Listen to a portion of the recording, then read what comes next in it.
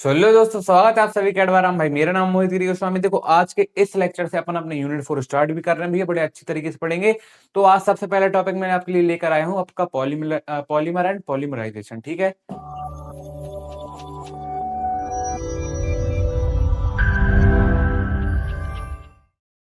तो भैया सबसे पहले जो भी अपन चीज स्टार्ट करते हैं उसको अपन अपने वर्ड से तो नहीं समझ पाओगे इसमें आप। चलो ठीक, कोई दिक्कत नहीं है।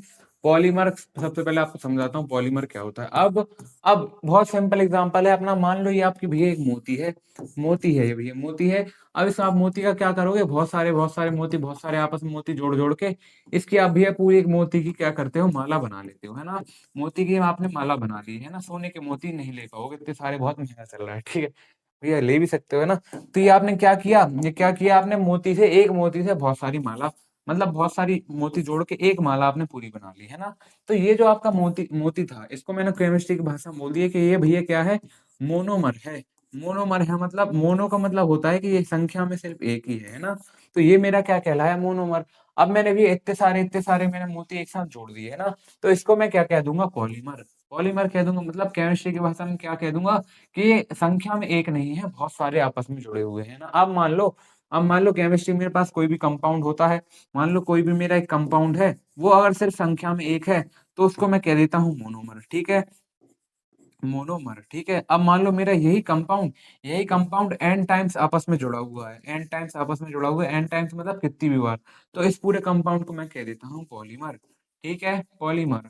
तो ये आपको समझ आएगा भी आपका एक, जब कोई कंपाउंड कोई भी चीज एक होती है तो उसको आप कह रहे होते हो मोनोमर।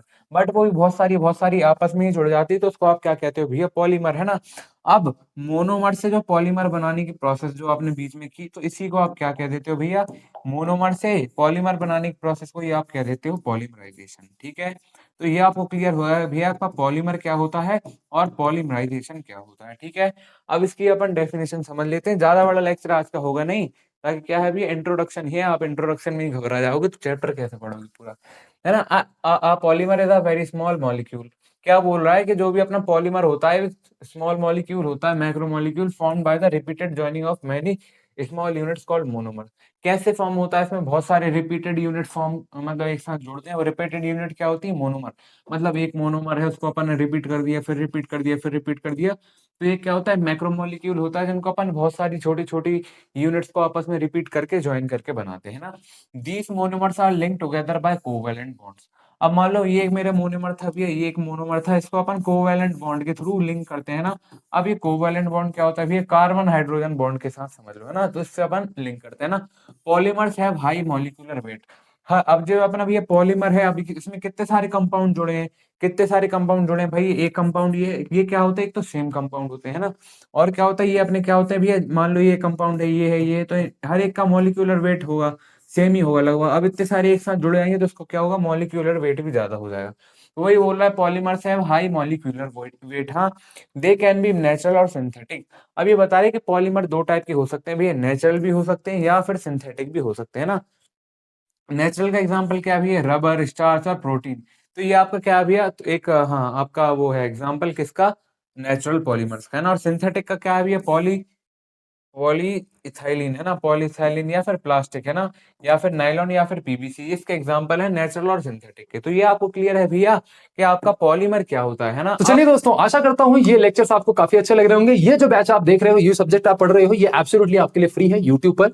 इसके डिस्क्रिप्शन में आपको कंप्लीट लिंक मिल जाएगी, या फिर आप एडवारा इंजीनियर चैनल पर जाके देख सकते हो। और कुछ बैचेस, जैसे आपके मैथमेटिक्स 2 बैचेस हो गए, और जो आपके कुछ बैचेस हैं जो टफ पढ़ते हैं आपको, वो भी आप जाकर के एडवारा ऐप पे पढ़ सकते हो। तो प्ले स्टोर से आप एडवारा ऐप डाउनलोड कर सकते हो, या अगर आपको लैपटॉप पे बड़ी स्क्रीन में पढ़ने का मन है तो भैया edvara.in वेबसाइट पर जाकर के यहां नीचे हल्का स्क्रॉल करोगे तो अपनी यूनिवर्सिटी सेलेक्ट करना, एकेटीयू के तो एकेटीयू सेलेक्ट करना, आरजीपीवी के हो तो आरजीपीयू सेलेक्ट करना, अपनी यूनिवर्सिटी के हिसाब से स्ट्रक्चर्ड कंटेंट से पढ़ाई करिए। अपन देख लेते हैं आपका पॉलीमराइजेशन क्या है। It is the chemical process by which many small molecules या फिर monomers combine to form a large molecule, है ना। इसमें क्या बोल रहा है, ये एक ऐसी प्रोसेस है जिसमें क्या होते हैं, बहुत सारे छोटे छोटे मॉलिक्यूल एक बड़ा मॉलिक्यूल, मतलब हाँ, मोनोमर बनाते हैं, पॉलीमर बनाते हैं मिलके। तो ये जो पूरी भी ये प्रोसेस हुई, इसी प्रोसेस को आप क्या कह देते हो, पॉलीमराइजेशन, ठीक है। हाँ भैया, आगे समझ। अब इसके भी दो टाइप्स हैं। पहला आपका क्या है भैया, एडिशन पॉलीमराइजेशन या फिर चेन ग्रोथ। और दूसरा आपका है कंडेंसेशन पॉलीमराइजेशन, है ना। चेन ग्रोथ और कंडेंसेशन पॉलीमराइजेशन ये भी अपन शायद अगले लेक्चर में कवर कर रहे होंगे, बट आपको आज के लेक्चर में क्या समझना था भैया, पॉलीमर क्या होता है। पॉलीमर क्या होता है, एक मोनोमर से जब बहुत सारे आपस में जोड़ के बना दो, एक मोती की बहुत सारा माला मतलब एक मोती को बहुत सारी जोड़ के एक माला बना दो, तो वो आपका क्या हो जाता है भैया, पॉलीमर। और इसी प्रोसेस को आप क्या कहते हो, पॉलीमराइजेशन। ठीक है, आज के इस लेक्चर में आपको ये समझना था, है ना। अब भैया और कहीं जैसे कुछ कभी दिक्कत हो किसी भी चीज से रिलेटेड, तो आप मेरे को मेरी इंस्टा आईडी पे मैसेज करके पूछ सकते हो। ठीक है, हाँ ठीक है, आज के इस लेक्चर में इतने भी इंट्रोडक्शन लेक्चर था। तो उम्मीद है भाई आपको आज का लेक्चर पसंद आया, उसके नोट्स अच्छे से बनाइए। Thank you so much.